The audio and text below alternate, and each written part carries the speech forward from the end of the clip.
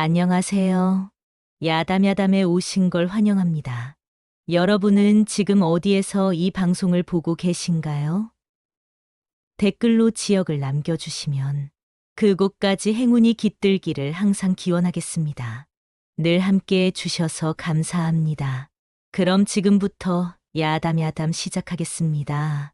옛날 옛적 한양에서 멀지 않은 어느 고을에 최대감이라는 큰 지주가 살고 있었습니다. 최대감은 한평생 땅을 일구며 재산을 모은 사람이었지요.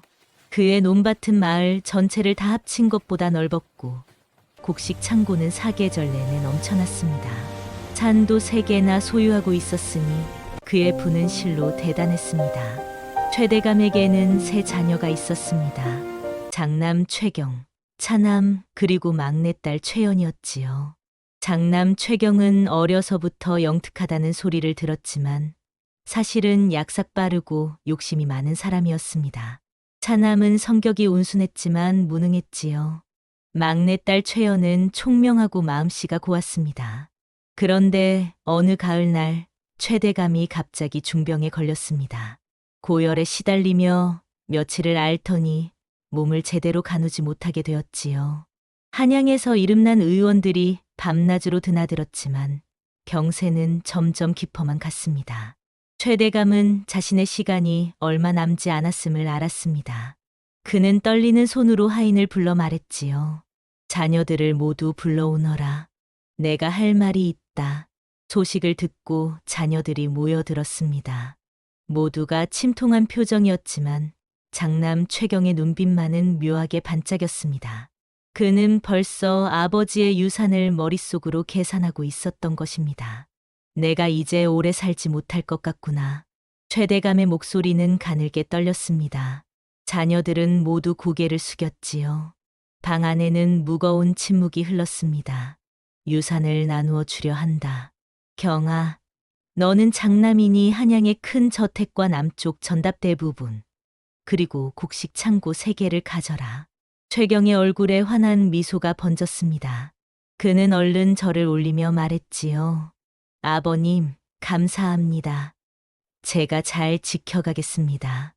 하지만 그의 눈빛에는 탐욕이 가득했습니다. 차남아, 너는 동쪽 땅과 작은 저택 한 채를 가져라. 차남도 제법 괜찮은 몫을 받았습니다. 그는 조용히 고개를 숙여 감사를 표했지요. 그런데 막내딸 최연의 차례가 되자 최대감은 긴 한숨을 내쉬었습니다. 그의 얼굴에는 복잡한 감정이 스쳐 지나갔지요. 연아, 너는 딸이니 많이 줄 수가 없구나. 북쪽 언덕의 작은 땅 한 필과 머슴 석주 하나만 데려가거라. 방 안이 순간 조용해졌습니다. 최연은 아무 말도 하지 못했습니다. 오라버니들은 서로 눈짓을 주고받으며 비웃음을 참지 못했지요. 특히 장남 최경은 대놓고 코웃음을 쳤습니다. 아버지, 그 척박한 땅 한 필로 무엇을 하겠습니까? 돌만 가득하고 풀도 제대로 자라지 않는 땅인데 말입니다. 차라리 안 주시는 것이 나을 듯합니다. 최대감의 눈빛이 날카로워졌습니다. 이것이 내 뜻이다. 더 이상 말하지 마라. 그의 목소리에는 어떤 확신이 담겨 있었습니다. 하지만 아무도 그 뜻을 알아듣지 못했지요. 며칠 후 최대감은 조용히 숨을 거두었습니다. 장례를 치르는 동안 장남 최경은 벌써 새 주인 행세를 하며 하인들을 호령했습니다. 이것을 저리 옮겨라. 저 곡식은 창고로 들여라. 그는 마치 자신이 이미 모든 것의 주인이 된 것처럼 행동했지요. 하인들은 고개를 숙이며 그의 명령을 따랐습니다. 최연은 아버지의 상여를 따라가며 눈물을 흘렸습니다. 하지만 아무도 그녀를 위로하지 않았지요. 모두가 그녀를 불쌍히 여기거나 무시했습니다. 장이 끝나고 최연은 작은 보따리 하나를 들고 북쪽 언덕으로 향했습니다. 그녀의 뒤를 묵묵히 따라오는 이가 있었으니 바로 머슴 석주였지요. 석주는 말이 없는 사내였습니다. 키가 훤칠하고 어깨가 넓었지만 늘 고개를 숙이고 다녔습니다. 사람들은 그를 그저 멍청한 머슴쯤으로 여겼지요.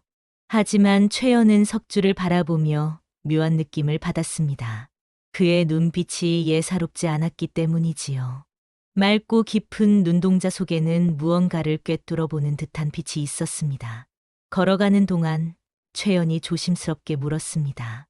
석주야, 우리가 갈 곳이 어떤 곳이냐? 석주는 잠시 생각하더니 차분히 대답했습니다. 작은 초가 한 채와 밭 한 필이 있습니다. 땅은 척박하다고들 하지만 아직 제대로 일구어진 적이 없습니다. 그래서 모두가 쓸모없다고 한 것이로구나.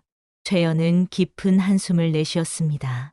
북쪽 언덕에 도착한 최연은 초라한 초가집을 보고 망연자실했습니다. 지붕은 군데군데 뚫려 있었고 기둥은 삐걱거렸습니다. 마당에는 잡초가 사람 키만큼 무성하게 자라 있었지요. 문짝은 반쯤 떨어져 나가 있었고 담장은 여기저기 무너져 있었습니다. 밭은 더 말할 것도 없었습니다. 돌투성이에 풀만 무성한 황무지나 다름없었지요. 땅은 갈라져 있었고 여기저기 가시덤불이 뒤엉켜 있었습니다. 이것이 정녕 내가 받은 전부란 말이냐? 이것으로 어떻게 살아가란 말인가? 최연은 주저앉아 울음을 터뜨렸습니다. 눈물이 볼을 타고 주르르 흘러내렸지요. 양반집 교수로 자란 그녀가 이런 곳에서 어떻게 살아갈 수 있겠습니까? 하지만 석주는 묵묵히 집 안을 둘러보더니 보따리에서 빗자루를 꺼내 청소를 시작했습니다. 지붕을 손보고 마당에 잡초를 뽑았지요. 그의 손놀림은 빠르고 정확했습니다. 아씨, 울어도 달라지는 것은 없습니다. 일단 잘국부터 마련해야지요. 석주의 침착한 목소리에 최연은 눈물을 닦았습니다. 그리고 그와 함께 집을 정리하기 시작했지요. 석주는 지붕의 구멍을 짚으로 메웠고 기둥을 단단히 고정했습니다. 최연은 걸레로 방바닥을 닦고 거미줄을 걷어냈지요. 둘은 말없이 일했습니다. 해가 질 무렵 작은 초가는 제법 사람이 살만한 모습으로 변해 있었습니다. 밤이 되자 석주는 부엌에서 간단한 죽을 끓여왔습니다. 최연은 양반 아씨답게 머슴이 끓인 죽을 먹는 것이 처음이라 망설였지만 배가 고팠습니다. 한 숟가락 떠먹는 순간 눈물이 또 흘러내렸지요. 맛이 없습니까? 석주가 조심스레 물었습니다. 최연은 고개를 저었습니다. 아니다. 너무 맛있어서 그렇다. 내가 이렇게까지 떨어질 줄은 몰랐구나. 아버지, 제가 무엇을 잘못했기에 이리 벌을 주시는 것입니까? 석주는 아무 말 없이 최연의 그릇에 죽을 더 담아 주었습니다. 그의 눈빛에는 연민과 결의가 동시에 담겨 있었지요. 아씨, 포기하지 마십시오. 땅은 주인을 닮아갑니다. 한편 한양의 큰 저택에서는 장남 최경이 호화로운 연회를 열고 있었습니다. 아버지의 장례가 끝나자마자 친구들을 불러 잔치를 벌인 것이지요. 술과 음식이 넘쳐났고 기생들의 노랫소리가 밤새도록 이어졌습니다. 자, 모두 마셔라. 이제 이 모든 것이 내 것이다. 실컷 먹고 마시자. 최경은 술에 취해 비틀거렸습니다. 그의 친구들도 덩달아 떠들며 술을 퍼마셨지요. 그의 아내 또한 사치스러웠습니다. 비단 옷을 잔뜩 사들이며 돈을 물쓰듯 했지요. 값비싼 장신구의 눈이 멀어 매일 시장을 돌아다녔습니다. 이것도 사고 저것도 사야지. 내가 이 집의 안주인인데 변변한 옷 하나 없으면 되겠어? 하인들도 주인이 느슨해지자 하나둘 게을러지기 시작했습니다. 일은 대충 하고 몰래 곡식을 빼돌리기도 했지요. 하지만 최경은 전혀 눈치채지 못했습니다. 곡식 창고의 열쇠를 관리하던 늙은 종이 조심스럽게 말했습니다. 날이 이러시면 안 됩니다. 돈을 아껴 쓰셔야 합니다. 하지만 최경은 코웃음을 쳤습니다. 괜찮다. 창고에 곡식이 얼마나 많은데. 걱정 말 거라. 그는 현실을 전혀 모르고 있었습니다. 이것이 몰락의 시작인 줄도 모른 채 말이지요. 봄이 왔습니다. 최영과 석주는 이른 새벽부터 밭을 일구기 시작했습니다. 아직 땅에는 서리가 내려앉아 있었고 하얀 입김이 모락모락 피어올랐지요. 석주는 먼저 땅을 깊이 파기 시작했습니다. 괭이질을 하는 그의 모습은 힘차고 능숙했습니다. 땅 속에서 돌들이 하나둘 드러났지요. 아씨, 이 돌들을 모두 골라내야 합니다. 돌이 많으면 뿌리가 제대로 내리지 못합니다. 최연도 치맛자락을 걷어 올리고 함께 돌을 주었습니다. 양반집 규수가 이런 일을 하다니 처음에는 손에 물집이 잡혔습니다. 하지만 그녀는 포기하지 않았지요. 며칠을 돌을 주우니 밭 한쪽에 돌무더기가 산처럼 쌓였습니다. 그 다음 석주는 근처 숲으로 향했습니다. 그리고 썩은 낙엽과 부서진 나무를 수레에 가득 실어왔지요. 석주야, 이것을 어디에 쓰려는 것이냐? 땅에 섞으려 합니다. 이것들이 썩으면 땅이 기름지게 됩니다. 석주는 그 낙엽과 나무를 밭에 고르게 펼쳤습니다. 그리고 땅을 다시 깊이 갈았지요. 낙엽이 흙과 섞이면서 밭의 색깔이 조금씩 변해갔습니다. 석주야, 이렇게 하면 정말 곡식이 자라느냐? 그렇습니다, 아씨. 땅은 숨을 쉬어야 합니다. 돌을 빼내고 좋은 것을 섞어주면 땅도 살아나지요. 석주의 손놀림은 능숙했습니다. 마치 오랫동안 농사를 지어온 사람처럼 말이지요. 최연은 그의 모습을 보며 의아했습니다. 보통 머슴들과는 뭔가 달랐기 때문입니다. 씨를 뿌리는 날이 왔습니다. 석주는 하늘을 오래도록 바라보며 고개를 끄덕였습니다. 오늘이 좋은 날입니다. 비가 곧 올 것입니다. 내가 어찌 그것을 아느냐? 바람의 방향과 구름의 모양을 보면 알 수 있지요. 저 구름을 보십시오. 낮게 깔리고 색이 짙어지고 있습니다. 동쪽에서 불어오는 바람도 습기가 가득합니다. 과연 그날 밤 봄비가 내렸습니다. 보슬보슬 내리는 단비가 밭을 적셨지요. 최연은 처마 아래 서서 비를 바라보았습니다. 석주는 대체 누구인가? 어찌 이리 많은 것을 아는가? 그녀는 석주를 다시 보게 되었습니다. 그는 단순한 머슴이 아니었습니다. 어느 날 밤 최연은 잠이 오지 않아 마루에 나와 앉아 있었습니다. 달빛이 유난히 밝았고 개구리 울음소리가 정겹게 들려왔지요. 그때 헛간에서 희미한 불빛이 보였습니다. 이 밤중에 불빛이라니? 최연은 조심스럽게 다가가 문틈으로 안을 들여다보았습니다. 놀랍게도 석주가 책을 읽고 있었습니다. 촛불 아래에서 붓으로 무언가를 적고 있었지요. 그의 얼굴에는 깊은 집중이 서려 있었습니다. 최연은 숨을 죽였습니다. 머슴이 글을 읽다니 이것은 예사로운 일이 아니었습니다. 조선에서 글을 아는 것은 양반의 특권이었기 때문이지요. 다음 날 최연은 용기를 내어 물었습니다. 석주야, 내가 글을 아느냐? 석주는 잠시 망설이다가 고개를 끄덕였습니다. 예, 조금 압니다. 머슴 주제에 어찌 글을 배웠느냐? 솔직히 말해보거라.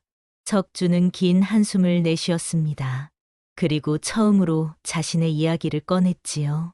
저는 원래 서울의 한 서민 가문에서 태어났습니다. 집안이 가난했지만 할아버지께서 글을 가르쳐 주셨습니다. 그래서 할아버지는 과거에는 실패했지만 학문이 깊으신 분이었습니다. 저에게 사서삼경을 가르쳐 주셨고 농서와 의서, 산수까지 익히게 하셨지요. 최연은 숨을 죽이고 들었습니다. 저는 과거에 응시하려 공부했습니다. 하지만 집안이 갑자기 몰락했습니다. 할아버지께서 돌아가시고 아버지는 병으로 쓰러지셨지요. 빚이 눈덩이처럼 불어났고 결국 저는 팔려왔습니다. 그렇다면 너는 학문을 아는 사람이 아니냐? 왜 지금까지 숨기고 있었느냐? 머슴이 글을 안다고 하면 오히려 의심받고 미움받습니다. 그래서 숨기고 살았습니다. 석주의 눈빛에는 슬픔이 어려 있었습니다. 학문이라 할 것까지는 없습니다. 하지만 농사와 장사, 풍수와 역법은 조금 압니다. 책을 읽으며 익혔지요. 최연의 가슴이 뛰었습니다. 아버지가 왜 석주를 자신에게 주었는지 이제야 알 것 같았습니다. 아버지께서는 다 알고 계셨구나. 석주가 보물이라는 것을. 최연은 석주의 손을 잡았습니다. 석주야, 앞으로 나를 도와다오. 우리 함께 이 땅을 일으켜 보자. 내 재능을 숨기지 마라. 나는 내가 필요하다. 석주는 깊이 고개 숙여 절했습니다. 제 목숨을 다해 아씨를 섬기겠습니다. 여름이 되자 놀라운 일이 벌어졌습니다. 작은 밭 한 필에서 곡식이 풍성하게 자라난 것입니다. 이삭은 황금빛으로 물들었고 알은 통통하게 연그렀지요. 이웃들이 하나둘 구경을 왔습니다. 저 척박하던 땅에서 어찌 저리 곡식이 잘 자라는가? 최연아 씨의 머슴이 뭔가 비법을 아는 모양이네. 신기한 일이야. 우리 밭보다 훨씬 더 잘 자랐어. 소문은 마을을 넘어 고을까지 퍼졌습니다. 사람들은 혀를 내두르며 놀라워했지요. 수확철이 되자 석주와 최연은 함께 곡식을 베었습니다. 작은 밭에서 나온 곡식의 양이 보통 밭의 2배는 되었습니다. 석주야, 이것이 모두 내 덕분이다. 어찌 이리 많은 곡식이 나올 수 있느냐? 최연은 기뻐서 어쩔 줄 몰랐습니다. 아닙니다. 아씨, 땅의 힘입니다. 그리고 아씨께서 포기하지 않으신 덕분이지요.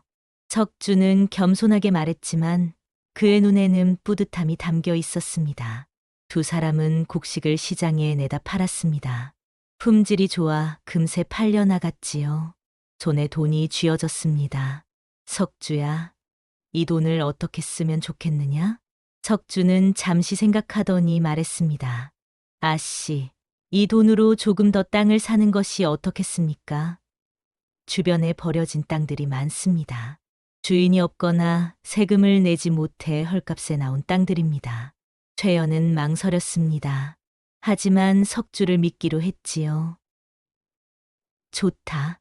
내가 보기에 괜찮은 땅을 골라보거라. 두 사람은 주변의 황무지 세 필을 헐값에 사들였습니다. 사람들은 또 비웃었습니다. 저 쓸모없는 땅들을 또 샀네. 미련하기도 하지. 하지만 석주는 그 땅들을 하나하나 일구기 시작했습니다. 돌을 빼내고 거름을 주고 정성껏 손질했지요. 반면 한양의 최경 집안은 점점 기울어지고 있었습니다. 최경은 노름에 깊이 빠져들었습니다. 처음에는 가볍게 시작한 노름이었지만 어느새 밤마다 노름판을 찾게 되었지요.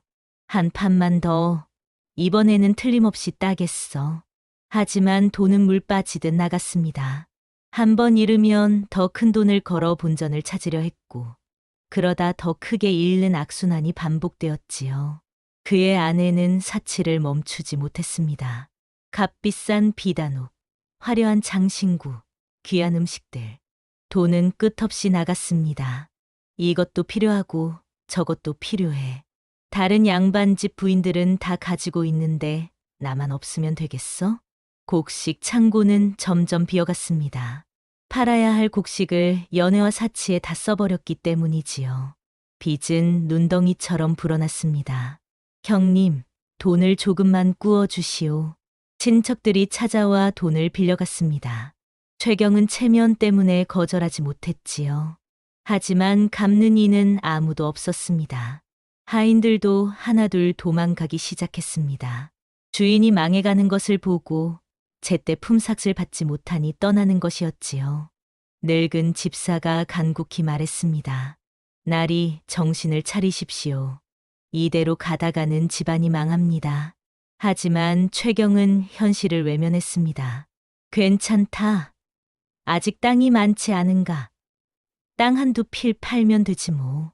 그는 땅을 하나씩 팔기 시작했습니다. 급하게 파니 제값을 받지도 못했지요. 가을이 지나고 겨울이 왔습니다. 최경의 곡식 창고는 텅 비어 있었습니다. 가을이 깊어갈 무렵 석주는 최연에게 새로운 제안을 했습니다. 두 사람은 작은 방에 마주 앉아 있었습니다. 밤이 깊었고 촛불만이 방 안을 밝히고 있었지요. 창밖에서는 귀뚜라미 소리가 들려왔습니다. 아씨, 곡식만 팔아서는 큰 돈을 벌기 어렵습니다. 가공을 해야 값이 붙지요. 가공이라니? 그게 무슨 뜻이냐? 최연이 호기심 어린 눈으로 물었습니다. 그녀는 장부를 정리하다 말고 석주를 바라보았지요.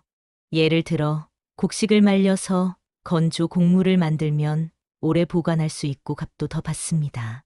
또한 약초를 키워 말린 약재로 만들면 더욱 좋습니다. 석주는 품속에서 작은 책 한 권을 꺼냈습니다. 오래된 농서였지요.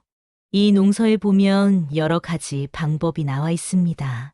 천연 염료가 되는 풀도 있고 기름을 짜낼 수 있는 작물도 있습니다. 또 약효가 뛰어난 약초들도 재배할 수 있습니다. 최연은 눈이 번쩍 뜨였습니다. 그녀는 책을 받아들고 한 장 한 장 넘겨보았지요. 그렇다면 우리도 할 수 있겠구나. 그렇습니다. 하지만 한양시장을 직접 찾아가 상인들을 만나야 합니다. 그들이 무엇을 원하는지 알아야 하고 어떤 물건이 잘 팔리는지 파악해야 하지요. 최연은 잠시 생각에 잠겼습니다. 한양까지는 먼 길이었고 여자 혼자 가기에는 위험했습니다. 하지만 사업을 키우려면 반드시 필요한 일이었지요. 좋다. 내가 한양에 다녀오겠다. 아씨께서 직접 가시겠습니까? 위험합니다. 그래야 한다. 석주는 밭을 돌봐야 하지 않겠느냐? 또한 내가 직접 가야 상인들이 우리를 믿을 것이다. 석주는 걱정스러운 표정이었지만 고개를 끄덕였습니다. 며칠 후 최연은 한양으로 향했습니다. 처음으로 혼자 먼 길을 나서는 것이었지요. 작은 보따리에 견본 곡식과 약재를 담았습니다. 한양까지는 사흘이 걸렸습니다. 길은 험했고 밤에는 주막에서 잠을 청해야 했습니다. 하지만 최연은 포기하지 않았지요. 드디어 한양에 도착했습니다. 시장은 북적였습니다. 온갖 물건들이 넘쳐났고 사람들의 호객 소리가 요란했습니다. 비단, 도자기, 곡식, 생선. 없는 것이 없었지요. 최연은 큰 상점들을 찾아다니며 상인들과 이야기를 나누었습니다. 저희가 만든 건조 곡물인데 한번 보시겠습니까? 첫 번째 상점 주인은 코웃음을 쳤습니다. 여자가 장사를 한다고? 돌아가시오. 하지만 최연은 포기하지 않았습니다. 두 번째, 세 번째 상점을 찾아갔지요. 품질이 좋은데 얼마나 만들 수 있소? 드디어 관심을 보이는 상인을 만났습니다. 지금은 소량이지만 점점 늘릴 수 있습니다. 땅도 더 사들이고 있습니다. 가격은? 최연과 상인은 한참을 흥정했습니다. 밤이 깊도록 이야기를 나누었지요.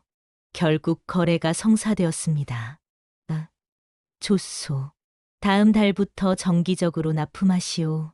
품질이 계속 이 정도라면 더 많이 살 수도 있소. 최연은 기뻐서 어쩔 줄 몰랐습니다. 그녀는 여러 상점을 더 찾아다니며 거래를 약속받았지요. 사흘 동안 한양시장을 돌아다닌 최연은 무려 5곳의 상점과 거래를 성사시켰습니다. 돌아오는 길에 그녀는 새로운 종자와 약초 씨앗도 샀습니다. 집에 돌아온 최연을 석주가 반겼습니다. 아씨, 무사히 돌아오셨습니까? 석주야, 대성공이다. 5곳의 상점과 거래를 했다. 최연은 신이 나서 이야기를 늘어놓았습니다. 석주는 미소를 지으며 들었지요. 아씨, 정말 대단하십니다. 이제 우리는 더 바빠질 것이다. 준비해야 한다. 석주는 곧바로 일을 시작했습니다. 책에서 배운 지식을 총동원했지요.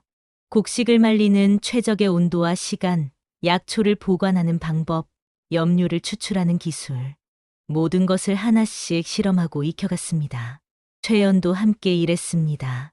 약초를 다듬고 곡식을 선별하고 포장을 준비했지요. 두 사람은 밤낮 없이 일했습니다. 그들이 만든 건조 곡물과 약재는 품질이 뛰어났습니다. 금세 소문이 났고 주문이 밀려들기 시작했지요. 처음 약속했던 5곳의 상점에서 주물량을 늘렸고 새로운 상점들도 찾아왔습니다. 석주야, 우리가 해내고 있구나. 예, 아씨, 이제 시작입니다. 두 사람은 서로를 바라보며 미소 지었습니다. 촛불에 비친 그들의 얼굴에는 희망과 자부심이 가득했지요. 장부를 정리하는 밤이 많아졌습니다. 좁은 방 안에서 촛불을 사이에 두고 마주 앉은 두 사람. 최연은 붓으로 숫자를 적어 내려갔고 석주는 주판을 튕기며 계산했습니다. 이번 달에는 은자 20냥을 벌었습니다. 석주야, 이것이 모두 내 덕분이다. 내가 아니었다면 불가능했을 일이다. 아닙니다. 아씨께서 직접 한양을 다니시며 거래처를 늘리셨기 때문입니다. 저는 그저 아씨를 도왔을 뿐입니다. 두 사람은 서로를 바라보았습니다. 최연은 석주의 얼굴을 물끄러미 바라보았습니다. 언제부턴가 그의 모습이 다르게 보이기 시작했지요. 촛불에 비친 그의 얼굴은 온화했고 그의 눈빛에는 지혜가 담겨 있었습니다. 처음 만났을 때는 그저 말없는 머슴이었습니다. 고개를 숙이고 말도 없이 일만 하는 사람이었지요. 하지만 이제는 달랐습니다. 그는 최연의 가장 믿음직한 동반자였고 어떤 어려움도 함께 헤쳐나가는 사람이었습니다. 석주도 최연을 바라보았습니다. 처음 만났을 때의 초라하고 슬픈 표정은 온데간데 없었습니다. 이제 그녀는 당당하고 빛나는 얼굴이었지요. 그녀는 더 이상 연약한 교수가 아니었습니다. 스스로 일어선 강인한 여인이었습니다. 두 사람의 눈이 마주쳤습니다. 순간 방 안의 공기가 변했습니다. 촛불이 흔들리며 그림자가 춤을 추었지요. 밖에서는 바람 소리만 들려왔습니다. 최연은 황급히 고개를 돌렸습니다. 가슴이 두근거렸습니다. 얼굴이 뜨거워졌지요. 이것은 무슨 감정인가? 내가 왜 이러는 것일까? 하지만 곧 현실을 떠올렸습니다. 자신은 양반가의 딸이고 석주는 머슴이었습니다. 아무리 재능이 뛰어나도 아무리 함께 일을 해도 신분은 바꿀 수 없었지요. 이루어질 수 없는 감정이었습니다. 석주도 마찬가지였습니다. 그는 최연을 존경했습니다. 어려운 상황에서도 포기하지 않고 힘든 일도 마다하지 않는 그녀를 보며 감탄했지요. 언제부턴가 그 존경이 다른 감정으로 변해가고 있었습니다. 어느새 사랑하게 되었던 것입니다. 하지만 신분의 벽은 너무 높았습니다. 그는 입을 다물고 고개를 숙였지요. 아씨, 밤이 깊었습니다. 이제 쉬십시오. 그래, 너도 쉬거라. 두 사람은 각자의 자리로 돌아갔습니다. 하지만 둘 다 잠을 이룰 수 없었지요. 최연은 방 안을 뒹굴며 뒤척였습니다. 석주의 얼굴이 자꾸 떠올랐습니다. 그의 따뜻한 눈빛, 든든한 어깨, 조용하지만 힘이 되는 말들. 모든 것이 마음속에 새겨졌지요. 석주도 헛간에서 잠을 이루지 못했습니다.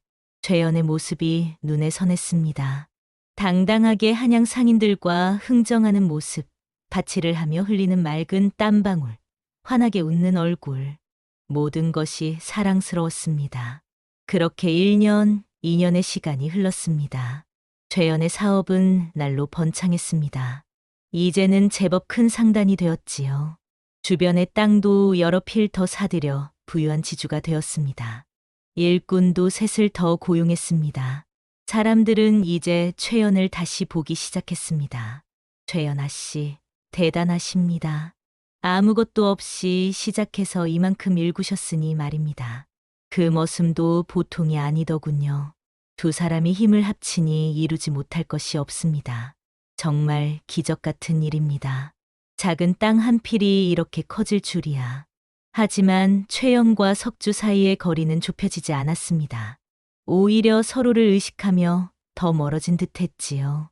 최연은 석주를 볼 때마다 가슴이 뛰었지만 일부러 냉정한 척했습니다. 석주는 최연을 사랑했지만 더욱 공손하게 대했지요. 두 사람은 서로의 마음을 알면서도 모르는 척했습니다. 그것이 서로를 위한 길이라고 생각했기 때문입니다. 어느 날 최연은 석주에게 물었습니다. 석주야, 너는 결혼할 생각이 없느냐? 나이도 이제 30이 가까운데 말이다. 석주는 잠시 침묵했습니다. 그리고 조용히 대답했지요. 저는 평생 아씨를 섬기며 살 것입니다. 다른 생각은 없습니다. 하지만 그것은 아씨, 제게는 이 일이 전부입니다. 아씨와 함께 이 땅을 일구는 것이 제 삶의 의미입니다. 최연은 더 이상 말하지 못했습니다. 가슴이 먹먹했지요. 그러던 어느 봄날 마을에 낯선 여인이 나타났습니다. 화려한 옷차림의 입가에는 늘 미소를 띤 여인. 마을 사람들은 그녀가 한양에서 온 중매쟁이라는 것을 금방 알아챘지요. 최연아 씨, 좋은 혼처가 있습니다. 중매쟁이는 환한 얼굴로 최연을 찾아왔습니다. 최연은 밭일을 하다가 그녀를 맞이했지요. 저는 혼담에 관심이 없습니다.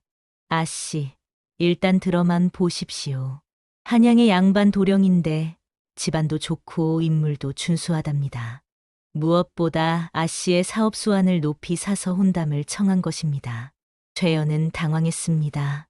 혼담을 받을 나이가 된 것은 맞았습니다. 하지만 마음의 준비가 되지 않았지요. 생각해 보겠습니다. 아씨, 이런 좋은 혼처는 흔치 않습니다. 양반과 도령이 아씨의 사업을 인정하고 함께하자고 한다는 것은 대단한 일입니다. 보통은 여자가 장사하는 것을 좋아하지 않는데 말입니다. 중매쟁이의 말은 계속되었습니다. 최연은 고개를 끄덕이며 듣는 척했지만 머릿속은 복잡했지요. 중매쟁이가 돌아간 후 소문은 삽시간에 마을 전체로 퍼졌습니다. 최연아 씨에게 한양에서 혼담이 왔다더군. 그것도 양반 도령이라지? 참 대단한 일이야.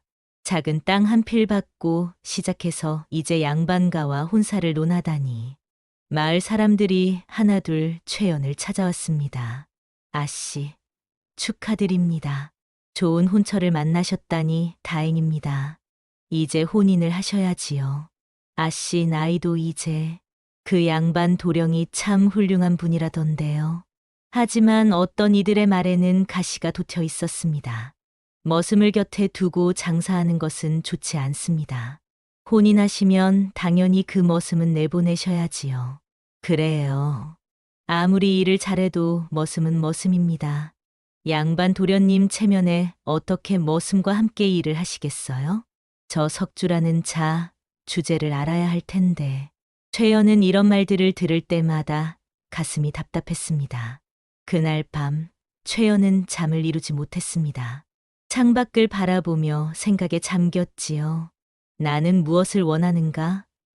평범한 양반가의 아내가 되는 것인가?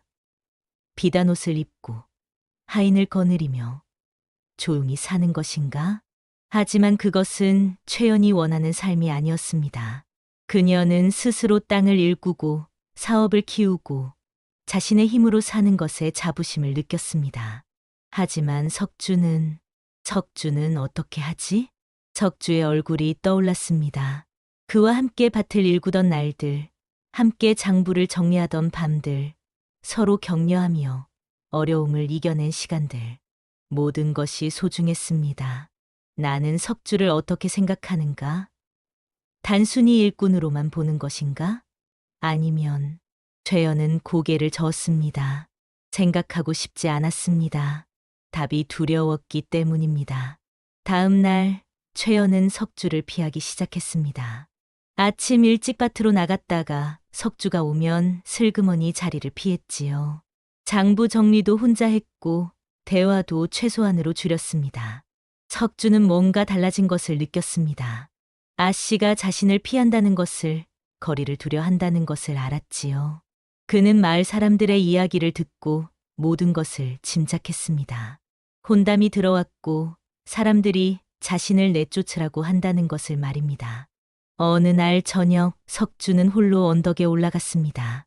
해가 지고 있었지요. 붉은 노을이 하늘을 물들이고 있었습니다. 아씨가 좋은 혼처를 만나신다면, 그것이 아씨를 위한 길이라면 석주의 가슴은 찢어지는 듯 아팠습니다. 하지만 그는 결심했지요. 내가 아씨의 앞길을 막아서는 안 된다. 한편 최연의 방에서는 촛불이 밤새 꺼지지 않았습니다. 그녀는 끊임없이 생각했지요. 혼담을 받아들여야 하는가? 석주를 보내야 하는가? 자신의 마음을 외면해야 하는가? 그녀는 답을 찾을 수 없었습니다. 이튿날 중매쟁이가 다시 찾아왔습니다. 이번에는 혼담을 주선한 양반가의 하인도 함께였지요. 아씨, 우리 도련님께서 아씨를 꼭 뵙고 싶어 하십니다. 다음 주에 이곳으로 오시겠답니다. 최연은 놀랐습니다. 일이 이렇게 빨리 진행될 줄은 몰랐지요. 잠깐, 저는 아직. 아씨, 거절하시면 안 됩니다. 이미 소문이 퍼졌고 도련님께서도 준비를 하고 계십니다. 거절하시면 아씨의 명예에도 좋지 않습니다. 최연은 당황했습니다. 상황이 자신의 의지와 상관없이 흘러가고 있었지요. 그날 밤 최연은 결국 석주를 불렀습니다. 석주야, 나와 이야기를 좀 하자. 두 사람은 마당에 나란히 앉았습니다. 달빛이 그들을 비추고 있었지요. 석주야, 너는 내가 혼인하는 것에 대해 어떻게 생각하느냐? 석주는 한참을 침묵했습니다. 그리고 조용히 대답했지요. 아씨께서 행복하시다면 그것으로 충분합니다. 그게 무슨 말이냐? 내 생각을 물은 것이다. 저는 아씨의 행복만을 바랍니다. 최연은 답답했습니다. 그의 진심을 알고 싶었지만 석주는 말하지 않았지요. 석주야, 솔직히 말해다오. 내가 혼인하면 너는 어떻게 되는 것이냐? 석주는 고개를 들어 최연을 바라보았습니다. 달빛에 비친 그의 눈에는 슬픔이 가득했지요. 저는 떠나야겠지요. 그 말을 듣는 순간 최연의 가슴이 철렁 내려앉았습니다. 떠나야겠지요. 석주의 말은 최연의 가슴에 비수처럼 꽂혔습니다. 떠난다니. 왜 그런 말을 하느냐? 최연의 목소리가 떨렸습니다. 그녀는 석주의 손을 붙잡았지요. 아씨, 제가 곁에 있으면 아씨의 혼담에 방해가 됩니다. 사람들의 입에 오르내리고 아씨의 명예에 누가 됩니다. 그런 것은 신경 쓰지 않아도 된다. 하지만 아씨께서는 좋은 혼처를 만나 행복하셔야 합니다. 저 같은 머슴 때문에 그 길이 막혀서는 안 됩니다. 석주는 최연의 손을 조심스럽게 뿌리쳤습니다. 그리고 일어나 고개를 숙였지요. 제가 아씨를 위해 할 수 있는 마지막 일은 떠나는 것입니다. 석주야, 최연은 무언가 말하려 했지만 목이 메어 말이 나오지 않았습니다. 그녀는 자신의 진심을 깨달았지요. 나는 석주를 사랑하고 있었구나. 언제부턴가 그는 나에게 없어서는 안 될 사람이 되어 있었구나. 하지만 입 밖으로 꺼낼 수 없었습니다. 양반가의 딸이 머슴을 사랑한다는 것은 세상이 용납하지 않는 일이었기 때문입니다. 석주는 헛간으로 돌아갔습니다. 그리고 작은 보따리를 싸기 시작했지요. 가진 것이 많지 않았습니다. 옷 몇 벌, 할아버지가 물려주신 책 몇 권, 그리고 최연과 함께 찍은 장부 한 권. 장부를 바라보는 석주의 눈에 눈물이 고였습니다. 이 장부에는 그와 최연이 함께 일군 모든 것이 기록되어 있었지요. 땅을 사들인 날짜, 첫 수확의 기쁨, 한양 상인들과의 거래. 모든 순간이 그곳에 있었습니다. 아씨, 제가 아씨 곁에 있을 수 없다면 적어도 아씨가 행복하시길 바랍니다. 석주는 장부를 펼쳐 마지막 장애붓으로 글을 썼습니다. 아씨, 저와 함께 보낸 시간은 제 인생에서 가장 행복한 날들이었습니다. 아씨를 만난 것이 제 일생일대의 행운이었습니다. 부디 건강하시고 행복하십시오. 석주 올림. 다음 날 새벽 동이 트기 전이었습니다. 석주는 보따리를 메고 조용히 집을 나섰습니다. 아무에게도 알리지 않고 소리 없이 떠나려 했지요. 마당을 지나 대문 앞에 섰을 때 뒤에서 목소리가 들렸습니다. 석주야. 석주는 깜짝 놀라 돌아보았습니다. 최연이 서 있었습니다. 그녀도 잠을 이루지 못하고 밤새 깨어 있었던 것이지요. 아씨, 이렇게 말도 없이 가려는 것이냐? 최연은 다가왔습니다. 그녀의 눈은 붉게 충혈되어 있었고 얼굴은 창백했습니다. 죄송합니다. 이별 인사를 드리면 제가 떠나지 못할 것 같아서. 그렇다면 떠나지 마라. 최연의 말에 석주는 고개를 들었습니다. 아씨, 내가 혼담을 거절하면 되지 않느냐? 그러면 내가 떠날 이유가 없지 않느냐? 석주는 슬픈 미소를 지었습니다. 아씨, 그러시면 안 됩니다. 아씨의 명예가 뭐가 중요하냐. 나는 내가 필요하다. 우리 사업에 내가 필요하단 말이다. 최연은 애써 자신의 진심을 숨겼습니다. 사업이라는 핑계 뒤에 말이지요. 아씨, 저 없이도 잘하실 수 있습니다. 아씨는 이미 훌륭한 분이십니다. 아니다. 나는 혼자서는 할 수 없다. 내가 있어야 한다. 최연의 목소리가 떨렸습니다. 그녀는 석주의 옷깃을 붙잡았지요. 석주는 조심스럽게 그녀의 손을 풀었습니다. 아씨, 이것이 우리 둘을 위한 길입니다. 신분의 벽은 우리가 넘을 수 없습니다. 신분이 뭐가 중요하냐. 나는, 최연은 거기까지 말하고 입을 다물었습니다. 나는 너를 사랑한다는 말을 끝내 하지 못했지요. 석주도 알고 있었습니다. 아씨의 마음을. 하지만 그 마음을 받아들일 수 없었습니다. 그것은 아씨에게 불행만을 가져다 줄 것이기 때문입니다. 아씨, 부디 건강하십시오. 좋은 분을 만나 행복하시길 바랍니다. 석주는 깊이 절을 올리고 돌아섰습니다. 석주야. 최연이 다시 불렀지만 석주는 돌아보지 않았습니다. 돌아보면 떠날 수 없을 것 같았기 때문이지요. 그는 걸음을 재촉했습니다. 대문을 나서고 언덕길을 내려가고 마을을 벗어났습니다. 최연은 대문 앞에 주저앉아 울었습니다. 눈물이 멈추지 않았지요. 해가 떠올랐습니다. 새로운 날이 시작되었지만 최연의 마음은 어둠 속이었습니다.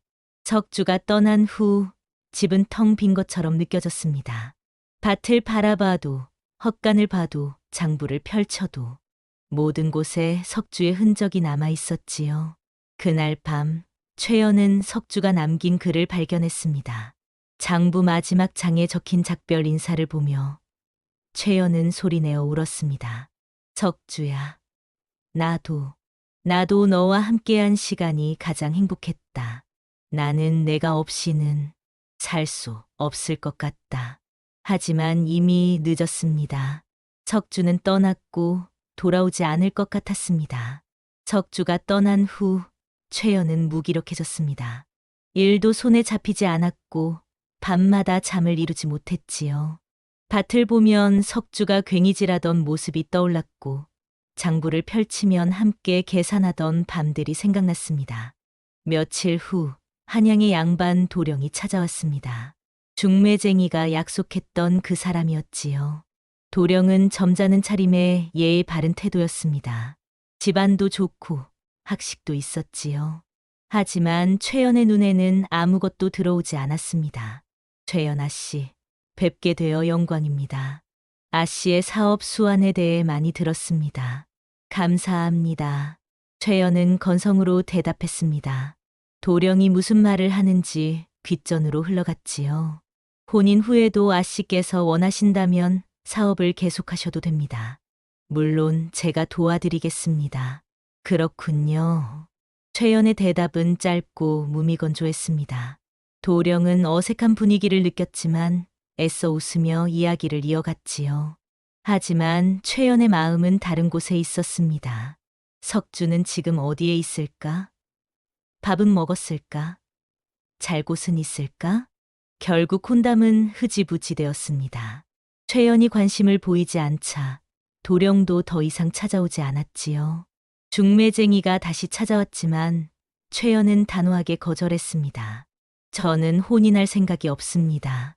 다시는 혼담을 가져오지 마십시오. 소문이 퍼졌습니다. 최연이 좋은 혼처를 거절했다는 이야기가 마을을 돌았지요. 머슴 때문에 혼담을 거절했다더군. 그 머슴이 떠난 후로 완전히 넋이 나갔다지? 아이고, 안타까운 일이야. 하지만 최연은 신경 쓰지 않았습니다. 그녀에게는 석주만 보였고 석주의 빈자리만 느껴졌지요. 한편 한양에서는 최경이 완전히 몰락하고 있었습니다. 노른 빚은 눈덩이처럼 불어났습니다.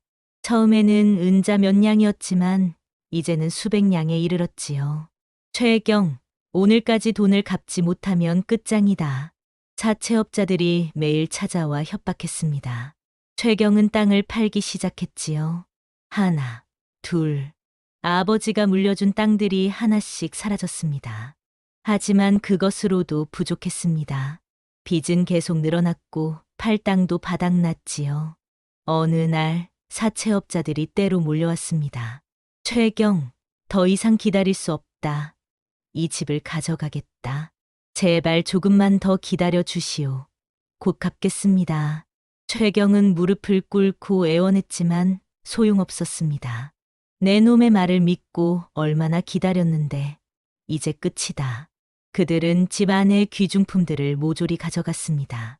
도자기, 그림, 가구, 모든 것이 빚의 담보로 사라졌지요. 최경의 아내는 짐을 싸서 친정으로 도망갔습니다. 당신과는 더 이상 못 살겠어요. 이혼하겠습니다. 여보, 나를 버리지 마시오. 하지만 아내는 돌아보지 않았습니다.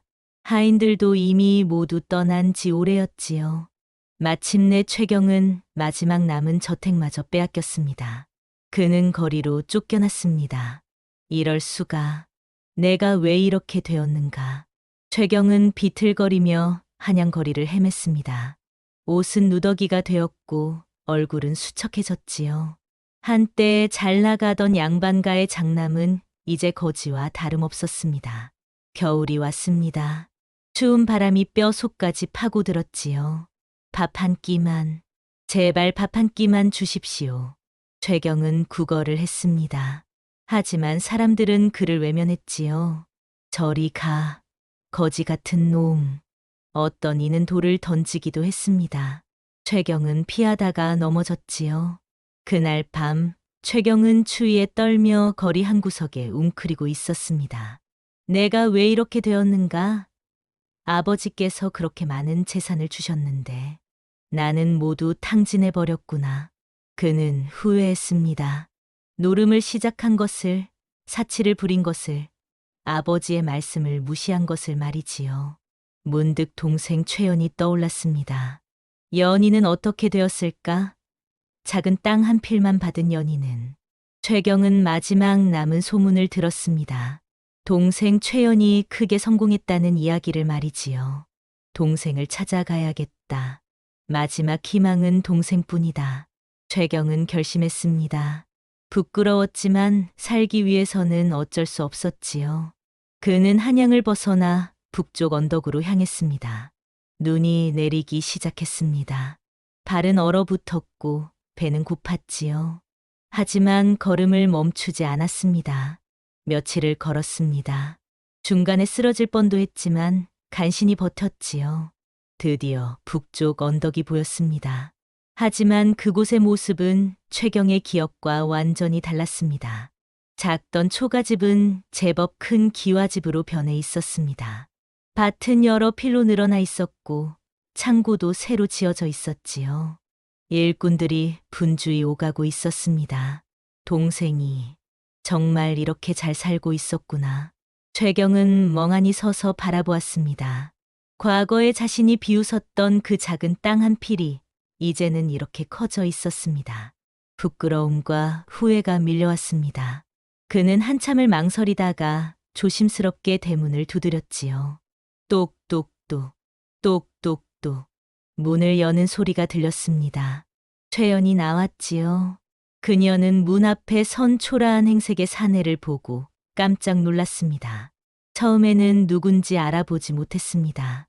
하지만 그 눈빛을 보는 순간 알 수 있었지요. 오라버니. 최경은 말이 없었습니다. 그저 고개를 숙이고 있었지요. 그의 모습은 처참했습니다. 옷은 누더기였고 얼굴은 수척했으며 눈빛은 풀이 죽어 있었습니다. 연아, 나를 좀 도와다오. 내가 잘못했다. 최경은 무릎을 꿇고 울었습니다. 한때 거만했던 장남이, 동생을 비웃었던 오라버니가 이제 땅바닥에 엎드려 빌고 있었습니다. 최연은 복잡한 감정이 밀려왔습니다. 분노와 연민이 뒤섞였지요. 처음 유산을 나눌 때 그녀를 비웃던 오라버니, 쓸모없는 땅 한 필을 주는 것도 아깝다고 했던 오라버니가 이제 무릎을 꿇고 있었습니다. 그를 외면하고 싶다. 그때 나를 비웃었던 것처럼 나도 그를 비웃고 싶다. 하지만 그럴 수 없었습니다. 아무리 미워도 아무리 원망스러워도 그는 피부치였습니다. 들어오십시오. 최연은 최경을 안으로 들였습니다. 따뜻한 방에 앉힌 최경은 눈물을 멈추지 못했습니다. 따뜻한 방의 온기가 여동생의 따뜻한 마음이 가슴에 스며들었지요. 연아, 미안하다. 정말 미안하다. 최경은 고개를 들지 못했습니다.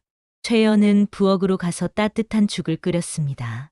오라버니가 얼마나 굶었을지 짐작이 갔지요. 죽 한 그릇을 내왔습니다. 드십시오. 최경은 떨리는 손으로 숟가락을 들었습니다. 한 숟가락 떠먹는 순간 눈물이 또 흘러내렸습니다. 고맙다. 연아. 정말 고맙다. 밥을 먹는 동안 최연은 조용히 지켜보았습니다. 오라버니의 초라한 모습이 마음 아팠지만 동시에 아버지의 지혜를 깨달았지요. 아버지께서는 다 아셨구나. 형은 재산을 감당할 수 없다는 것을. 그래서 나에게 작은 땅과 석주를 주신 것이구나. 밥을 다 먹은 최경이 입을 열었습니다. 연아, 내가 이렇게 잘 살고 있을 줄 몰랐다. 형이 어리석었다. 아버지의 뜻을 이해하지 못했다. 오라버니, 무슨 일이 있었습니까? 최경은 그간의 일을 털어놓았습니다. 노름에 빠진 것, 사치를 부린 것, 땅을 모두 팔아버린 것, 집마저 빼앗긴 것, 모든 것을 말했지요. 내가 탐욕스러웠다. 많은 것을 받고도 감사할 줄 몰랐고, 더 많은 것을 원했다. 결국 모든 것을 잃었구나. 최연은 한숨을 내쉬었습니다. 오라버니, 아버지께서 말씀하셨지요. 재산은 사람을 시험한다고. 많은 것을 가진 자는 그만큼 더 책임이 크다고. 그래, 맞다. 나는 그 시험에 떨어졌다. 최경은 고개를 숙였습니다. 연아, 나는 내게 용서를 구하러 온 것이 아니다. 단지 마지막으로 내 얼굴을 보고 싶었다. 그리고 내가 얼마나 어리석었는지 고백하고 싶었다. 최연은 오라버니를 바라보았습니다. 그의 눈에는 진심 어린 후회가 담겨 있었지요. 오라버니, 여기서 지내십시오. 작은 방이지만 하나 비어 있습니다. 뭐라고? 나를 받아주겠다는 것이냐? 최경은 믿을 수 없다는 표정이었습니다. 네, 하지만 조건이 있습니다. 일을 하셔야 합니다. 바치를 배우시고 땀 흘려 일하셔야 합니다.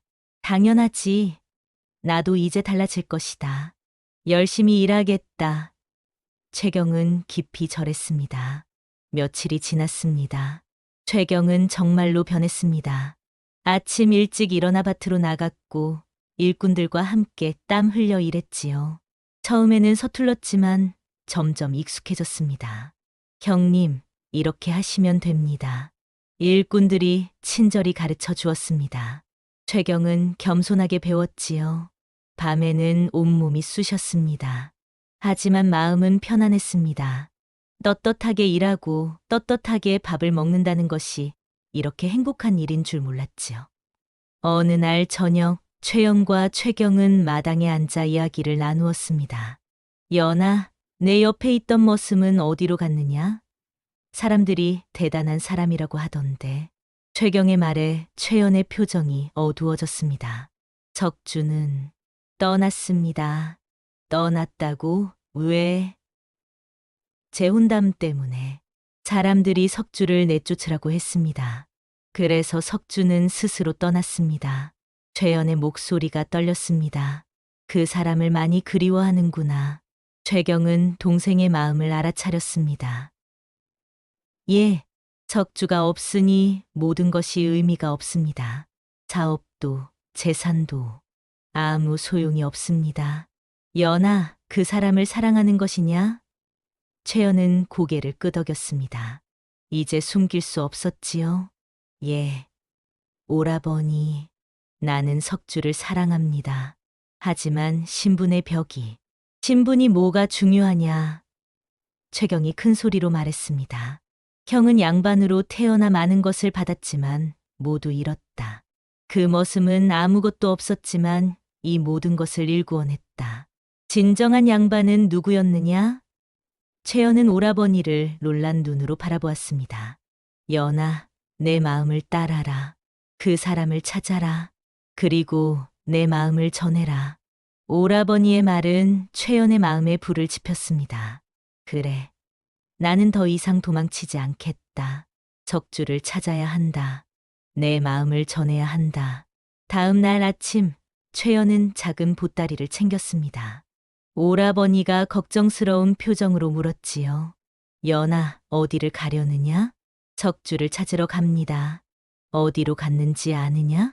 아닙니다. 하지만 찾을 것입니다. 끝까지 찾을 것입니다. 최연의 눈빛에는 결연한 의지가 담겨 있었습니다. 조심해서 다녀오너라. 형이 여기서 일을 돌보고 있겠다. 최경은 동생의 손을 꼭 잡았습니다. 한때 자신이 비웃었던 동생이 이렇게 용감한 사람이 되어 있었습니다. 최연은 한양으로 향했습니다. 척주가 떠난 지 2달이 지났지만 어딘가에 있을 것이라 믿었지요. 한양에 도착한 최연은 거래처 상인들을 찾아다녔습니다. 척주라는 사람을 아십니까? 키가 크고 학식이 있는 사람입니다. 글쎄요, 그런 사람은 많은데. 첫 번째 상인은 고개를 저었습니다. 최연은 포기하지 않았습니다. 2번째, 3번째 상인을 찾아갔지요. 아, 혹시 그 사람 말입니까? 며칠 전에 남쪽 마을로 갔다는 소문을 들었습니다. 남쪽 마을이요? 예, 어느 부자 양반이 똑똑한 사람을 찾는다고 해서 그쪽으로 갔다더군요. 드디어 실마리를 찾았습니다. 최연은 곧바로 남쪽으로 향했습니다. 이틀을 걸어 어느 마을에 도착했지요. 적주라는 사람을 찾고 있습니다. 혹시 아십니까? 아, 그 사람, 김대감 댁에서 일하고 있습니다. 최연의 가슴이 뛰었습니다. 드디어 찾았습니다. 김대감 댁은 큰 저택이었습니다. 최연은 대문을 두드렸지요. 무슨 일이십니까? 문지기가 나왔습니다. 저는 적주를 만나러 왔습니다. 적주? 아, 새로 온 서기 말씀이십니까?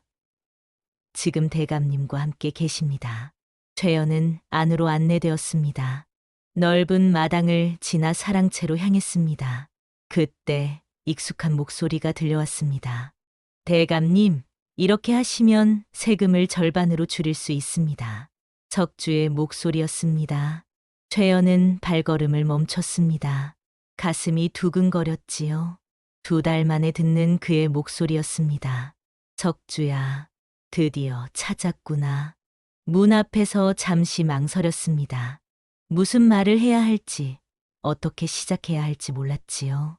그때 안에서 김대감의 목소리가 들렸습니다. 적주, 자네는 정말 대단한 사람이야. 이렇게 똑똑한 사람을 우리 집 사위로 삼고 싶은데 어떤가? 내 딸이 자네를 마음에 들어하네. 최연은 깜짝 놀라 문에 귀를 기울였습니다. 적주의 대답이 들려왔습니다. 대감님, 감사하지만 제 마음에는 이미 다른 사람이 있습니다. 오호, 그런가? 누구인가? 죄송하지만 말씀드릴 수 없습니다. 그분과 저는 함께할 수 없는 사이입니다. 적주의 목소리에는 슬픔이 배어 있었습니다. 최연은 더 이상 참을 수 없었습니다. 문을 밀고 들어갔지요. 적주야, 방 안에 있던 2 사람이 놀라 돌아보았습니다. 적주는 최연을 보는 순간 얼어붙었습니다. 믿을 수 없다는 표정이었지요. 아, 아씨, 적주야, 드디어 찾았다. 최연은 달려가 석주 앞에 섰습니다. 눈물이 주르르 흘러내렸지요. 김대감은 상황을 파악하고 조용히 일어났습니다. 나는 잠시 자리를 비우겠네. 대감이 나간 후 방 안에는 2 사람만 남았습니다. 아씨, 왜 여기까지 오셨습니까? 적주는 당황한 표정이었습니다. 너를 찾으러 왔다. 너 없이는 나는 살 수 없다. 최연의 고백에 석주는 숨을 멈췄습니다. 너 없이는 나는 살 수 없다. 최연의 말에 방 안의 공기가 멈춘 듯했습니다. 석주는 그녀를 바라보았습니다. 꿈을 꾸는 것 같았지요. 2달 동안 그리워했던 그녀가 지금 눈앞에 서 있었습니다. 아씨, 무슨 말씀을. 석주야, 나는 내가 떠난 후 하루도 편히 살지 못했다. 밥을 먹어도 맛이 없고 밭을 봐도 내 모습만 보였다. 장부를 펼치면 함께 계산하던 밤들이 생각났다. 최연의 목소리가 떨렸습니다. 아씨, 그러시면 안 됩니다. 아씨께서는 좋은 혼처를 만나셔야. 혼담은 거절했다. 최연이 큰 소리로 말했습니다. 뭐라고요? 나는 그 양반 도령을 거절했다. 아무리 좋은 혼처라도, 아무리 집안이 좋아도 내 마음이 없으면 소용없다. 석주는 믿을 수 없다는 표정이었습니다. 왜 그러셨습니까? 내 마음은 이미 정해져 있기 때문이다. 석주야, 나는. 최연은 잠시 숨을 고르고 천천히 말했습니다. 나는 너를 사랑한다. 그 순간 석주의 눈에서 눈물이 흘러내렸습니다. 아씨, 처음에는 몰랐다. 내가 단지 일을 잘하는 사람이라고만 생각했다. 하지만 함께 시간을 보내면서 내가 얼마나 따뜻하고 지혜로운 사람인지 알게 되었다. 최연도 눈물을 흘렸습니다. 내가 밭을 일구는 모습을, 책을 읽는 모습을, 나를 격려하는 모습을, 모든 것을 보며 나는 사랑에 빠졌다. 하지만 신분의 벽 때문에 말하지 못했다. 아씨, 저도 아씨를 사랑합니다. 석주가 마침내 고백했습니다. 처음 뵀을 때부터 아씨는 특별했습니다. 어려운 상황에서도 포기하지 않으시고 함께 땀 흘리시는 모습이. 저는 아씨를 존경했고 어느새 사랑하게 되었습니다. 석주야. 하지만 저는 머슴입니다. 아씨는 양반가의 딸이십니다. 우리는 신분이 뭐가 중요하냐. 최연이 석주의 손을 잡았습니다. 오라버니께서 말씀하셨다. 형은 양반으로 태어나 많은 것을 받았지만 모두 잃었고, 너는 아무것도 없었지만 이 모든 것을 일구어냈다고. 진정한 양반은 누구냐고. 석주는 놀란 표정으로 최연을 바라보았습니다. 형님께서 그런 말씀을. 그래, 오라버니는 이제 변하셨다. 그리고 나에게 말씀하셨다. 내 마음을 따르라고, 너를 찾으라고. 최연은 석주의 손을 더욱 꽉 잡았습니다. 석주야, 나는 더 이상 세상의 눈치를 보지 않을 것이다. 신분이 뭔들, 남들이 뭐라 하든 나는 내가 필요하다. 너와 함께 살고 싶다. 석주는 감동에 겨워 말을 잇지 못했습니다. 그는 무릎을 꿇고 최연 앞에 엎드렸지요.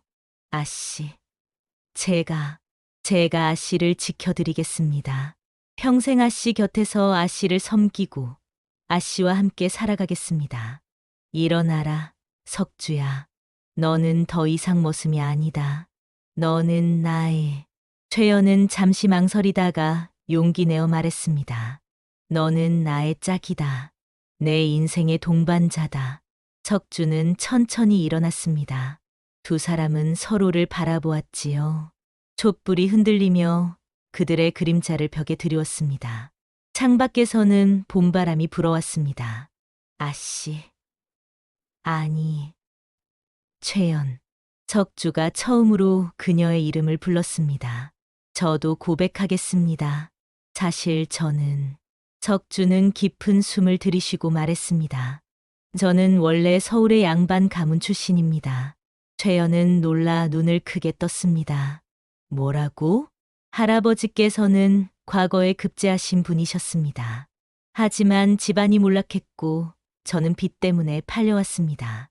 하지만 신부는 원래 양반이었습니다. 그렇다면, 우리 사이에 신분의 벽은 없습니다. 다만 제가 가난했을 뿐입니다. 최연의 눈에서 눈물이 주르르 흘러내렸습니다. 기쁨의 눈물이었지요. 석주야, 정말이냐? 예, 사실입니다. 하지만 지금의 저는 아무것도 가진 것이 없습니다. 단지 제 두 손과 배운 학문뿐입니다. 그것으로 충분하다. 최연은 석주를 껴안았습니다. 조선시대의 예법으로는 있을 수 없는 일이었지만 그 순간 두 사람에게는 아무것도 중요하지 않았습니다. 오직 서로만이 중요했지요. 최연, 저와 함께 가시겠습니까? 제가 가진 것은 없지만 나에게는 내가 있다.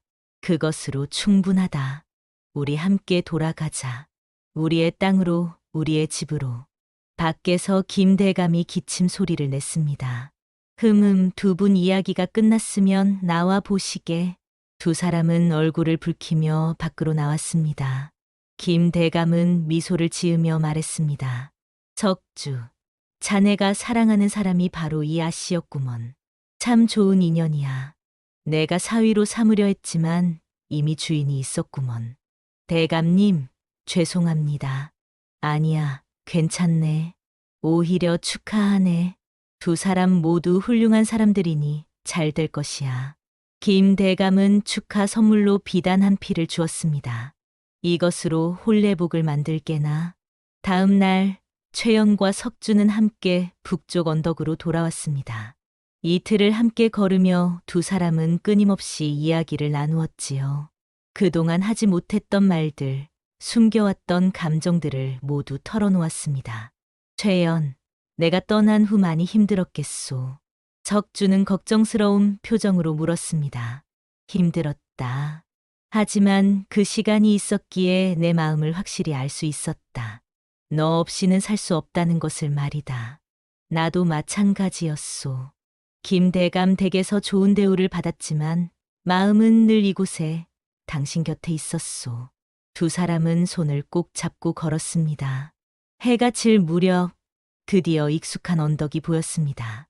밭이 보였고 기와집이 보였지요. 저기다. 우리 집이 보인다. 최연은 기뻐서 뛰기 시작했습니다. 석주도 그녀를 따라 뛰었지요. 대문 앞에 도착했을 때 마침 최경이 밭에서 돌아오고 있었습니다. 그는 석주를 보고 깜짝 놀랐습니다. 석주가 아닌가? 연아, 정말 찾아왔구나. 네, 오라버니. 석주를 찾았습니다. 최경은 석주에게 다가가 두 손을 잡았습니다. 석주, 다시 와줘서 고맙네. 자네가 없는 동안 정말 힘들었네. 형님, 죄송합니다. 제가 도망쳤습니다. 아니야, 이해하네. 자네가 우리 연희를 생각해서 그랬다는 것을 나도 안다네. 최경은 두 사람을 번갈아 보며 미소 지었습니다. 자, 들어가서 자세한 이야기를 듣자꾸나. 저녁 식사를 하며 최연은 모든 이야기를 들려주었습니다. 석주를 찾아 헤맨 일, 김대감 댁에서의 일, 그리고 서로의 고백까지 말이지요. 석주, 자네가 양반 가문 출신이었다니. 나도 놀랐네. 최경이 감탄하며 말했습니다. 하지만 신분이 중요한 것은 아닙니다. 자네가 어떤 사람인지가 중요하지. 자네는 훌륭한 사람이네. 형님, 감사합니다. 석주는 깊이 절했습니다. 그런데 두 사람, 이제 어찌할 생각인가? 최경이 물었습니다. 최연과 석주는 서로를 바라보며 미소 지었습니다. 혼인하려 합니다. 두 사람이 동시에 대답했습니다. 좋아. 그렇다면 내가 혼례를 준비하겠네. 우리 연희의 혼례는 성대하게 치러야지. 최경은 신이 나서 말했습니다. 다음 날부터 혼례 준비가 시작되었습니다. 마을 사람들에게 소식이 전해졌습니다. 사람들의 반응은 다양했지요. 최연아 씨가 그 머슴과 혼인한다고? 머슴이 아니라 원래 양반이었대요. 그래도 지금은 가난하잖아요. 하지만 두 사람이 함께 일군 것을 보세요. 저 넓은 밭과 기와집을 말입니다. 그것도 그렇네요. 진정한 사랑이군요. 처음에는 수군거리던 사람들도 점차 축복해 주기 시작했습니다. 두 사람의 이야기가 감동적이었고 무엇보다 그들이 함께 이룬 것들이 증명이었지요. 마을의 할머니들이 찾아와 혼례복을 짓는 것을 도와주었습니다. 김 대감이 준 비단으로 아름다운 혼례복이 만들어졌지요. 남자들은 마당을 정리하고 잔치 준비를 도왔습니다. 최경도 열심히 일했습니다. 형님, 무리하지 마십시오. 척주가 걱정하며 말했습니다. 괜찮네. 내 동생의 혼례인데 이 정도는 해야지. 최경은 땀을 닦으며 환하게 웃었습니다. 그의 얼굴에는 진심 어린 기쁨이 담겨 있었지요. 어느 날 저녁, 최연과 석주는 밭 언덕에 나란히 앉아 있었습니다. 해가 지고 있었고 하늘은 붉게 물들어 있었지요. 석주야, 우리가 처음 만난 것이 엊그제 같은데 벌써 혼례를 올리게 되었구나. 그렇소. 그때는 몰랐소. 이 작은 땅 한 필에서 이런 일들이 벌어질 줄은. 우리 아버지께서 주신 것은 단순히 땅이 아니었다. 기회였다. 그리고 너를 주셨지. 최연은 석주의 손을 잡았습니다. 아버지께서는 모든 것을 아셨던 것 같다. 내가 작은 것에서 시작해야 진짜 가치를 알 것이라는 것을.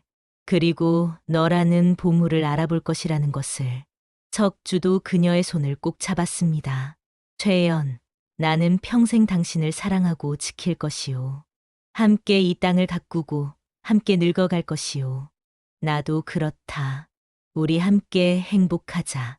두 사람은 서로를 바라보며 미소 지었습니다. 노을이 그들을 비추고 있었지요. 혼례의 날이 밝았습니다. 봄날의 햇살이 따스하게 내리쬐는 좋은 날이었지요. 하늘은 맑았고 바람은 부드러웠습니다. 최연은 일찍 일어나 목욕 재개를 했습니다. 마을 할머니들이 와서 그녀의 머리를 빗어주고 혼례복을 입혀주었지요. 아씨, 정말 아름답습니다. 이렇게 아름다운 신부는 처음 봅니다. 할머니들이 감탄하며 말했습니다. 붉은 저고리에 푸른 치마, 김대감이 선물한 비단으로 만든 혼례복은 햇살을 받아 반짝였습니다. 최연의 얼굴에는 수줍은 미소가 피어올랐지요. 할머니, 떨립니다. 그럼 떨리지 않겠습니까? 인생의 가장 중요한 날인데 말입니다. 한편 석주도 혼례복을 입고 있었습니다. 최경이 직접 도와주었지요. 석주, 오늘 자네는 정말 멋있네. 우리 연희가 좋은 사람을 만났어. 형님, 감사합니다. 제가 최연을 평생 행복하게 해드리겠습니다. 알고 있네. 자네라면 믿을 수 있네. 마당에는 이미 많은 사람들이 모여 있었습니다. 마을 사람들, 거래처 상인들, 그리고 멀리서 온 손님들까지 모두가 두 사람의 혼례를 축하하러 왔습니다. 마침내 혼례 의식이 시작되었습니다. 석주가 먼저 나와 자리에 섰습니다. 그의 얼굴에는 긴장과 기쁨이 섞여 있었지요. 이어서 최연이 나왔습니다. 붉은 비단 혼례복을 입은 그녀는 정말 아름다웠습니다. 사람들이 탄성을 질렀지요. 두 사람은 서로를 바라보았습니다. 눈빛만으로도 모든 것이 전해졌습니다. 이제 두 사람은 큰 절을 올리십시오. 주례를 맡은 마을 어르신이 말했습니다. 두 사람은 하늘과 땅에 절을 올렸습니다. 그리고 서로에게 절을 올렸지요. 이제 두 사람은 부부가 되었습니다. 평생 서로를 사랑하고 존중하며 살아가십시오. 예, 두 사람이 동시에 대답했습니다. 사람들이 박수를 쳤습니다. 축하의 함성이 울려 퍼졌지요. 축하합니다. 백년해로 하십시오. 자손 번창하시길. 최경은 눈물을 훔쳤습니다. 동생이 이렇게 행복해하는 모습을 보니 가슴이 벅차올랐지요. 연아, 내가 행복해서 형도 행복하다. 잘 살 거라. 혼례의식이 끝난 후 성대한 잔치가 시작되었습니다. 마당에는 음식상이 가득 차려졌습니다. 떡, 과일, 고기, 술, 모든 것이 풍성했지요. 최경과 일꾼들이 며칠 밤을 새워 준비한 것들이었습니다. 사람들은 음식을 나누며 두 사람의 이야기를 했습니다. 정말 감동적인 이야기입니다. 작은 땅 한 필에서 시작해서 이렇게 큰 사업을 일구었으니 말입니다. 두 사람이 함께 했기에 가능한 일이었지요. 사랑과 노력이 만들어낸 기적입니다. 한양에서 온 상인들도 축하 선물을 가져왔습니다. 최연아 씨. 아니, 이제는 최연마님이라 불러야겠군요. 축하드립니다. 앞으로도 좋은 관계 유지하겠습니다. 감사합니다. 저희도 최선을 다하겠습니다. 저녁이 되자 달이 떠올랐습니다. 보름달이 환하게 마당을 비추었지요. 사람들은 노래를 부르고 춤을 추었습니다. 즐거운 잔치였습니다. 최영과 석주는 사람들 틈에서 서로를 바라보았습니다. 달빛 아래 그들의 얼굴은 행복으로 빛났지요. 최연, 행복한가? 석주가 조용히 물었습니다. 너무 행복해서 꿈 같아. 이것이 꿈이라면 깨지 않았으면 좋겠어. 꿈이 아니오. 이것은 현실이오. 우리의 현실이오. 석주는 그녀의 손을 잡았습니다. 잔치가 끝나고 사람들이 하나둘 돌아갔습니다. 마당은 조용해졌지요. 최경이 다가와 동생의 어깨를 토닥였습니다. 연아, 행복하거라. 형은 이제 마음 놓았다. 오라버니, 감사합니다. 오라버니도 행복하세요. 나도 행복하단다. 너희 덕분에 말이다. 최경은 석주에게도 인사했습니다. 석주, 우리 연이 잘 부탁하네. 형님, 제 목숨보다 소중히 여기겠습니다. 밤이 깊어갔습니다. 달빛은 더욱 밝아졌고 별들이 하늘에 총총히 떠 있었지요. 신혼방에 들어간 두 사람은 창문을 열고 밤하늘을 바라보았습니다. 석주야, 우리가 여기까지 왔구나. 그렇소. 힘든 시간도 있었지만 결국 우리는 함께하게 되었소. 이제 시작이야. 우리의 진짜 인생은 지금부터야. 맞소. 함께 이 땅을 가꾸고 함께 늙어가고 함께 행복할 것이오. 두 사람은 서로를 껴안았습니다. 달빛이 그들을 감싸 안았지요. 세월이 흘렀습니다. 최연과 석주는 이제 새 아이의 부모가 되었습니다. 큰아들은 아버지를 닮아 책을 좋아했고 둘째 딸은 어머니를 닮아 사업 수완이 뛰어났으며 막내 아들은 밭일을 가장 좋아했지요. 북쪽 언덕의 작은 땅 한 필은 이제 마을에서 가장 큰 농장이 되었습니다. 밭은 10필이 넘었고 창고도 5개나 세워졌지요. 한양뿐 아니라 전국 각지에서 상인들이 찾아왔습니다. 하지만 최영과 석주는 변하지 않았습니다. 여전히 매일 밭에 나가 일했고 일꾼들과 함께 땀을 흘렸지요. 부자가 되었지만 교만하지 않았고 늘 겸손했습니다. 최경도 완전히 새 사람이 되었습니다. 이제는 밭일의 전문가가 되어 석주를 도왔고 마을 사람들에게 농사를 가르쳐 주기도 했지요. 한때 탐욕스럽고 게으른 양반이었던 그는 이제 부지런하고 친절한 사람이 되어 있었습니다. 어느 가을날 저녁 온 가족이 마당에 둘러앉아 있었습니다. 추루석 명절이었지요. 보름달이 환하게 떠 있었습니다. 아버지, 우리 집은 어떻게 이렇게 부자가 되었어요? 큰아들이 물었습니다. 석주는 최연을 바라보며 미소 지었습니다. 최연도 그에게 미소로 답했지요. 얘야, 처음에는 아무것도 없었단다. 단지 작은 땅 한 필뿐이었지. 그럼 어떡해요?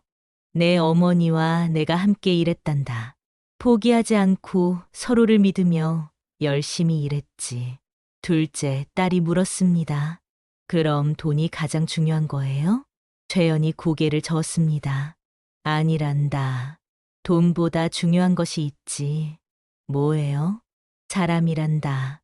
좋은 사람을 만나는 것, 그리고 그 사람과 함께하는 것이 가장 큰 부란다.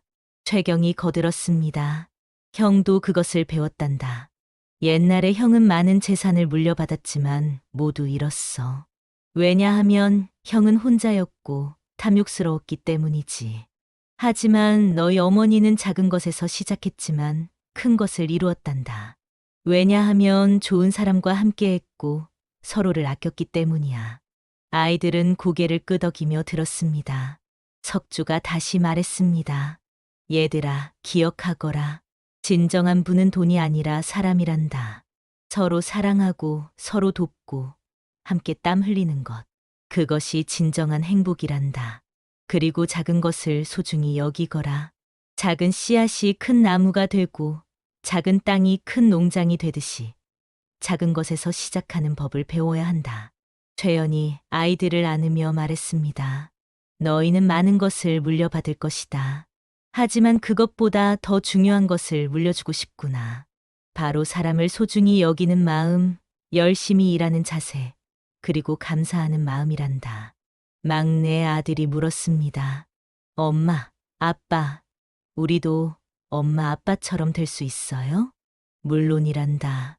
너희도 좋은 사람을 만나고 열심히 노력하면 행복해질 수 있단다. 가족들은 서로를 껴안았습니다. 보름달이 그들을 비추고 있었지요. 먼 옛날 아버지가 준 작은 땅 한 필. 그것은 단순한 땅이 아니었습니다. 인생의 교훈이었고 시험이었으며 축복이었지요. 최연은 그 교훈을 깨달았습니다. 진정한 부는 많이 가진 것이 아니라 올바르게 가꾸는 것이라는 사실을 말입니다. 그리고 석주라는 보물을 만났고 그와 함께 행복을 일구어냈습니다. 그들의 이야기는 마을 사람들에게 오래도록 회자되었습니다. 작은 것에서 시작해 큰 것을 이룬 이야기, 진정한 사랑의 이야기, 그리고 사람의 가치를 깨달은 이야기로 말이지요. 옛말에 이런 말이 있습니다. 천리 길도 한 걸음부터라고 말이지요. 작은 것을 소홀히 여기지 말고 한 걸음 한 걸음 성실하게 나아가라는 뜻입니다. 또한 백절불굴이라는 말도 있습니다. 100번 꺾여도 굴하지 않는다는 뜻이지요. 최연과 석주는 바로 이런 삶을 살았습니다. 여러분도 기억하십시오. 진정한 부는 얼마나 많이 가졌느냐가 아니라 누구와 함께 하느냐에 달려 있습니다. 좋은 사람과 함께 성실하게 살아간다면 반드시 행복해질 것입니다. 다음 영상을 빠르게 만나보시려면 좋아요와 구독을 눌러주세요. 그럼 더 재미있는 영상으로 찾아뵙겠습니다. 모두 행복한 하루 보내세요.